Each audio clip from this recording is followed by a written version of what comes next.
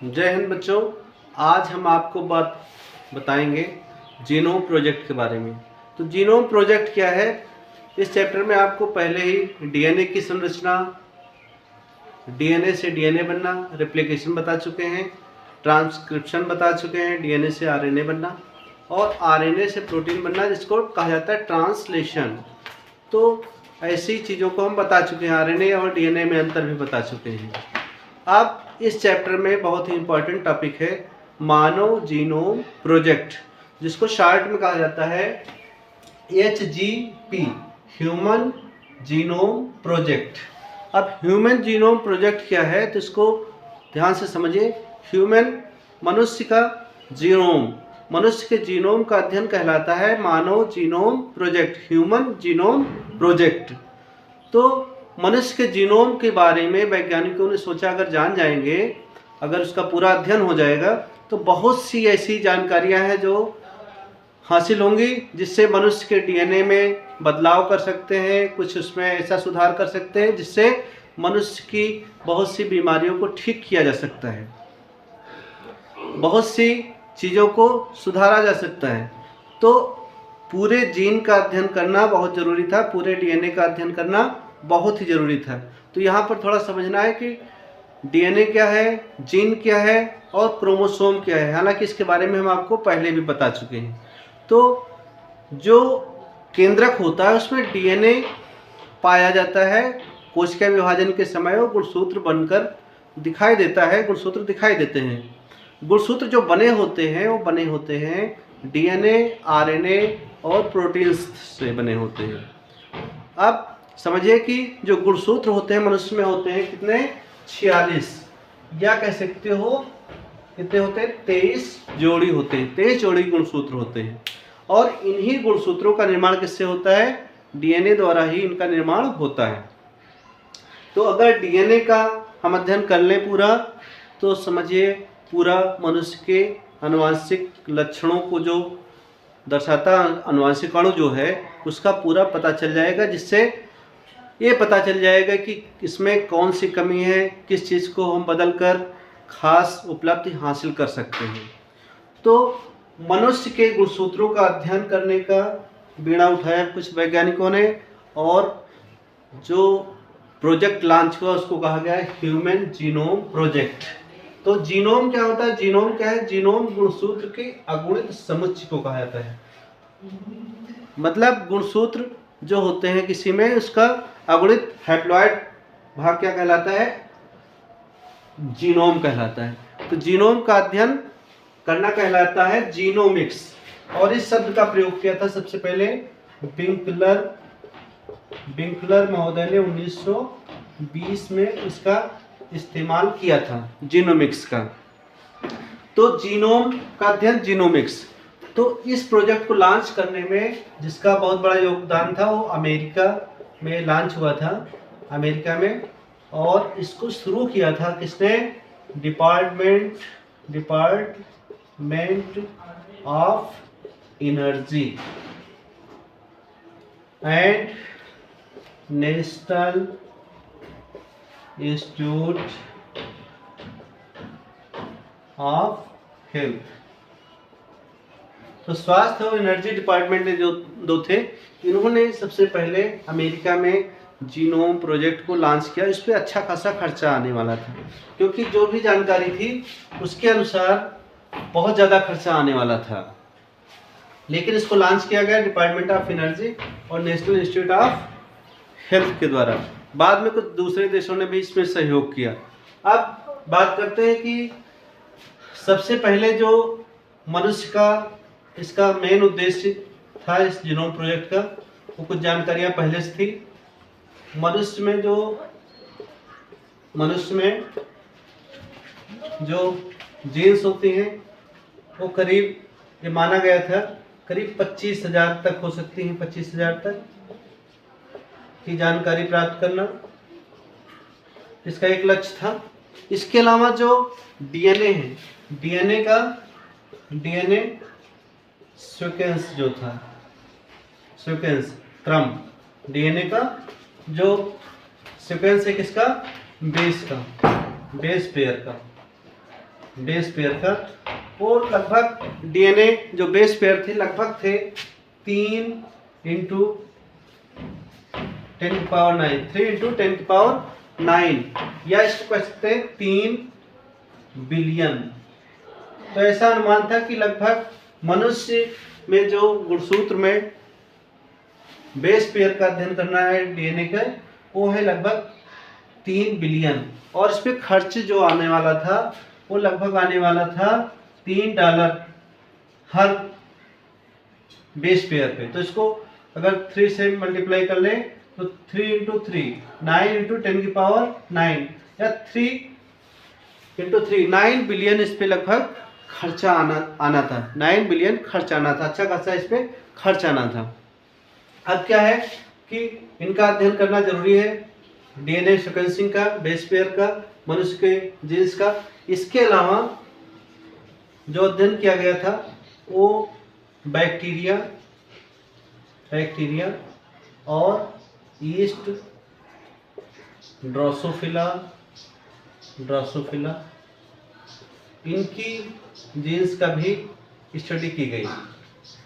तो इस तरह से क्या लॉन्च हुआ, genome project, human genome project.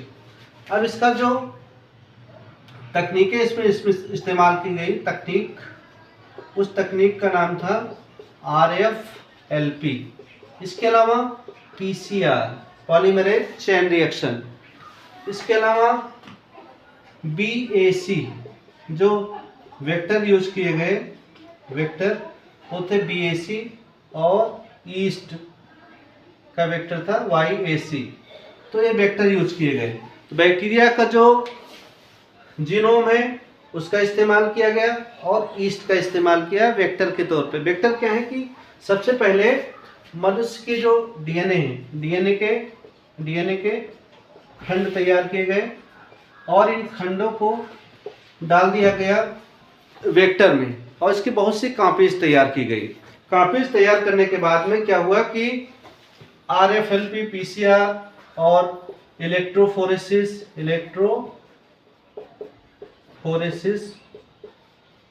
जैसी तकनीकों का इस्तेमाल किया गया और पूरी जो डीएनए का क्रम है उसको ज्ञात किया गया। इसके बाद में जो उपलब्धियां मिली, जो लाभ मिले, क्या हुआ कि लगभग 30,000 जीन्स का पता चला। मनुष्य में लगभग एक्टिव जीन्स जो होते हैं वो लगभग होते हैं 30,000 जीन्स का पता चला। और लगभग बेस पेयर जो थे, बेस युग्म नाइट्रोजन के, वो लगभग 3.64 बिलियन इनका पता चला। लगभग अनुमान था 3 बिलियन का, लेकिन बाद में जब स्टडी हुई तो 3.64 बिलियन का पता चला। इसके अलावा बैक्टीरिया, ईस्ट, ड्रोसोफिला इनकी जीन्स की भी स्टडी हो गई। तो इस तरह से इसकी उपलब्धियां हुई। अब इनकी उपलब्धियों से क्या फायदा मिलने वाला था कि आनुवांशिक जो रोग है मनुष्य में, आनुवांशिक रोगों की पहचान करना, आनुवांशिक रोग जो है उनकी पहचान करना। मनुष्य में लगभग 6,000 तरह की बीमारियां हैं, आनुवांशिक बीमारियां मानी जाती हैं। इनकी पहचान करना अब तक 6,000 तरह की आनुवांशिक बीमारियों का पता लग चुका है, जैसे थैलेसीमिया, सिकल सेल एनीमिया। तो इस तरह से आनुवांशिक रोगों की पहचान करना किससे संभव हुआ, इस तकनीक द्वारा संभव हुआ। तो इस तकनीक का बहुत ज़्यादा, मानव जीनोम प्रोजेक्ट का बहुत ज़्यादा इस्तेमाल करने की आवश्यकता महसूस हुई, जिससे कि आनुवांशिक रोगों का पता चल जाए। तो आनुवांशिक रोगों का पता चल रहा है। इसके अलावा जीन थेरेपी क्या है, जीन थेरेपी का मतलब जीन्स की पहचान करना। अगर कोई रोगग्रस्त जीन है तो उसका कैसे उपचार हो सकता है इसका पता लगाना। बहुत सी बीमारियों का उपचार का पता लगाना। इसके अलावा जो प्रदूषण और कृषि, इनमें ह्यूमन जीनोम प्रोजेक्ट का क्या इस्तेमाल हो सकता है, उनके बारे में बहुत जानकारी प्राप्त करना इसका लक्ष्य था। उसके बारे में भी बहुत सी उपलब्धियां हासिल की गई। तो मनुष्य का जो जीनोम प्रोजेक्ट था, मानव जीनोम प्रोजेक्ट, इससे बहुत सी उपलब्धियां हासिल हुई जिनका इस्तेमाल आज के दौर में हो रहा है और आगे भी होगा। तो इसके जो अध्यक्ष थे जीनोम प्रोजेक्ट थे, उनका नाम था कोलिंस, और जो जीनोमिक्स, सेलुलर जीनोमिक्स के जो थे वेंटर, इनका नाम था। इन्होंने सबसे पहले 2000 में इसका मॉडल प्रस्तुत किया, लेकिन जो जीनोम प्रोजेक्ट शुरू हुआ था 1990 में और ये समाप्त हुआ 1903 में, इसको ख़त्म होना था, लेकिन ये 2006 में पूरा हुआ। तो इस तरह से जीनोम की स्टडी हुई। तो एक बार फिर से देखते हैं क्या है ह्यूमन जीनोम प्रोजेक्ट, मानव जीनोम प्रोजेक्ट। जीनोम क्या है? गुणसूत्र का अगुणित समुच्चय जीनोम। 23 जोड़े गुणसूत्र होते हैं, उसको कहते हैं जीनोम। किसी भी जीवधारी में जितने गुणसूत्र होंगे उसके हाफ क्या कहलाते हैं? जीनोम। और जीनोम का अध्ययन क्या कहलाता है? जीनोमिक्स। इसके अलावा एक शब्द और है बायो इन्फॉर्मेटिक्स। तो बायो इन्फॉर्मेटिक्स क्या है? जो डाटा है, किसके डाटा? बायोलॉजी के, बायोलॉजिकल डाटा है, बायोलॉजिकल डाटा, इनका स्टडी करना, रखना को क्या कहलाता है? Bio informatics. तो जो ह्यूमन जीनोम प्रोजेक्ट था, इसमें जीनोमिक्स का इस्तेमाल किया गया, genome gene study, genome gene sequencing, gene mapping का इस्तेमाल किया गया। और क्या इस्तेमाल किया गया? बायो इन्फॉर्मेटिक्स तकनीक का इस्तेमाल किया गया। इसके अलावा इसको शुरू किया अमेरिका में डिपार्टमेंट ऑफ एनर्जी और नेशनल इंस्टीट्यूट ऑफ हेल्थ ने स्टार्ट किया। कब स्टार्ट किया? 1990 में। 2003 तक इसको पूरा होना था, लेकिन 2006 में पूरा हो पाया। इसके अध्यक्ष थे कोलिंस महोदय और सेलुलर जीनोमिक्स के थे वेंटर। इन्होंने 2000 में इसका मॉडल सबसे पहले प्रस्तुत किया था।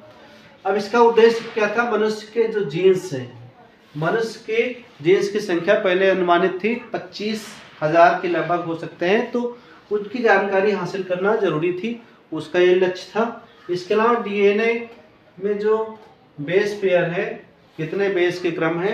लगभग 3 × 10⁻⁹ या 3 बिलियन, इनके बारे में पता करना और इनके क्रम को जानकारी करना, बेस पेयर का क्रम जानकारी करना। तो इसको कहेंगे डीएनए सीक्वेंसिंग, डीएनए का सीक्वेंस ज्ञात करना, इसका लक्ष्य था। इसके बाद में इसी के साथ में बैक्टीरिया और यीस्ट और ड्रोसोफिला, इनकी जीन की भी स्टडी इनडायरेक्टली इसका लक्ष्य हो गया। अब देखते हैं इसमें तकनीकों का जो इस्तेमाल किया गया, RFLP, PCR, इलेक्ट्रोफोरेसिस, इन तकनीकों का इस्तेमाल इसमें हुआ था। और वेक्टर जो यूज हुए थे BAC और ईस्ट। अब वेक्टर क्या है हम बता चुके हैं। वेक्टर जो मनुष्य के डीएनए था उसको छोटे छोटे भागों में तोड़ा गया, उसके बाद में वेक्टर को हिंदी में कहते हैं वाहक, तो इनमें डाला गया। उसके बाद में इसके बहुत सी कॉपीज तैयार की गई, फिर डीएनए का पूरा सीक्वेंस प्राप्त हुआ।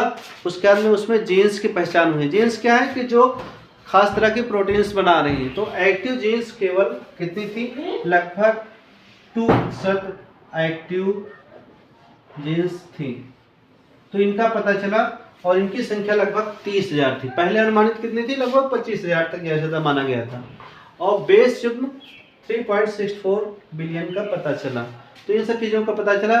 बैक्टीरिया, यीस्ट, ड्रोसोफिला, इनकी जीन्स की भी स्टडी हो गई। इसके अलावा आनुवंशिक रोगों की पहचान करना सरल हुआ और जीन थेरेपी की नई नई तकनीकों का इस्तेमाल करना, जो कि इसके उद्देश्य में या लक्ष्य में शामिल था। तो इसमें काफ़ी हद तक कामयाबी मिल रही है और बहुत सी बीमारियों का उपचार जीन थेरेपी द्वारा हो सकता है, जीन में बदलाव करके हो सकता है। उसके बारे में कैसे पता चला? ह्यूमन जीनोम प्रोजेक्ट द्वारा। तो बहुत ही इम्पॉर्टेंट टॉपिक है और आसान टॉपिक है कि गुणसूत्रों में जो डीएनए होता है उसी की स्टडी की गई। कहाँ की गई? अमेरिका में। और इसकी स्टडी जो की गई, पूरा जानकारी हासिल की गई उसको कहा गया ह्यूमन जीनोम प्रोजेक्ट।